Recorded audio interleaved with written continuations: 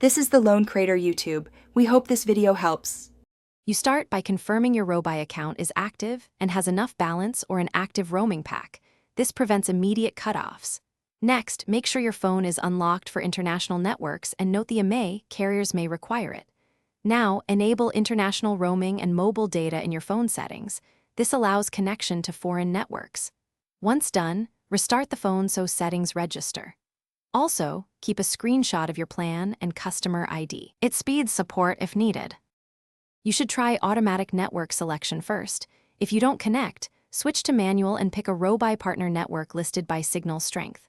Make sure the APN settings match Robi's roaming profile, name, APN, username, and password, because incorrect APN blocks data.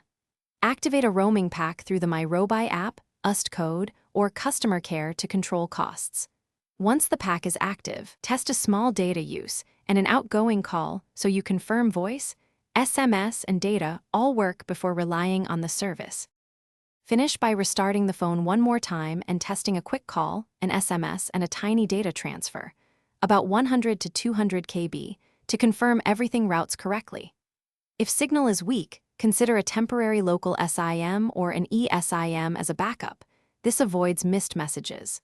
If something fails, capture any error messages, the partner network name and timestamps, then contact Robi support with your IMEI and purchase receipt. They can reset roaming provisioning. One key tip: toggle airplane mode for 10 seconds. Thanks for watching. Consider subscribing if we helped you.